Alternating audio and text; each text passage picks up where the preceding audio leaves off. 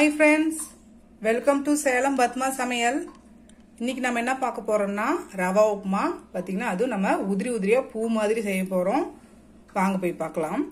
அதுக்கு முன்னாடி நம்ம சேனல் இப்பதான் புதுசா பாக்குறீங்கன்னா சப்ஸ்கிரைப் பண்ணிக்கோங்க. பக்கத்துல இருக்கிற பெல் பட்டனையும் கிளிக் பண்ணிக்கோங்க. இப்போ முதல்ல பாருங்க நான் ஒரு pan வச்சிருக்கேன். இதல நான் ஒரு கப் அளவுக்கு ரவை வச்சிருக்கேன். அதை நம்ம வறுத்துக்கலாம். நான் ஃப்ளேம் மீடியமா வச்சு வறுத்து எடுத்துக்கிறேன்.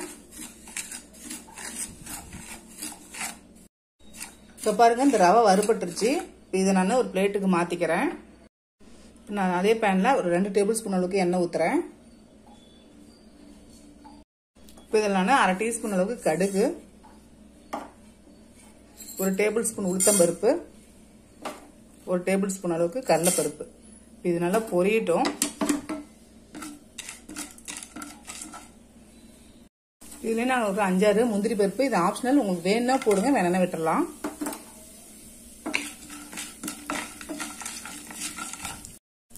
பாருங்க கடுகு நல்லா பொரியுது. கடுகு நல்லா பொரிய விடுங்க, அப்பதான் நல்லா இருக்கும். இப்ப நான் 2 மீடியம் சைஸ் பெரிய வெங்காயம் நீல வகையில் கட் பண்ணி வச்சிருக்கேன், அதை போட்டுறேன். அதுக்கப்புறம் நான் ஒரு 3-4 பச்சை மிளகாய் இந்த மாதிரி கீறி வச்சிருக்கேன்.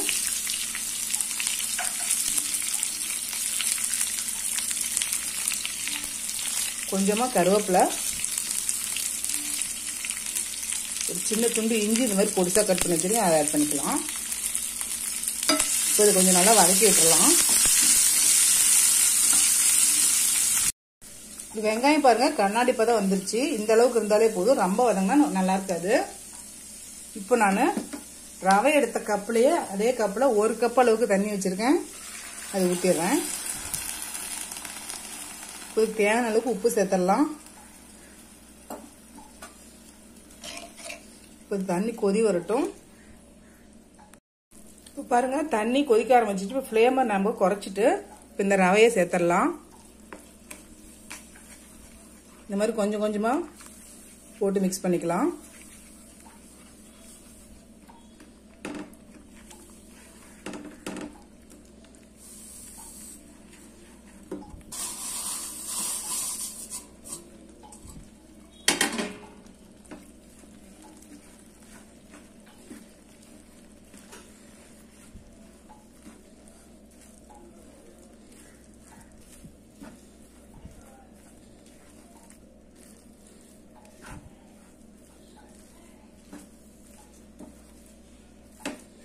இப்போ அப்படியே மூடி ஒரு 3 நிமிஷம் அப்படியே வேக வச்சிடலாம். ஓபன் பண்ணிக்கலாம். கலந்து விட்டுறலாம் ஒரு வாட்டி. பாருங்க மூடி வைக்கவும் நல்லா வெந்துருச்சு.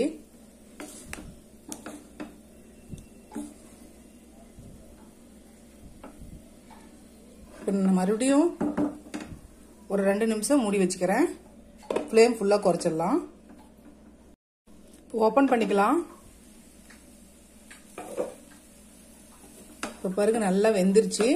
இப்போ நான் இதில் ஒரு 1 டேபிள் ஸ்பூன் அளவுக்கு எண்ணெய் ஊத்துறேன். இதை நல்லா மிக்ஸ் பண்ணி விடலாம்.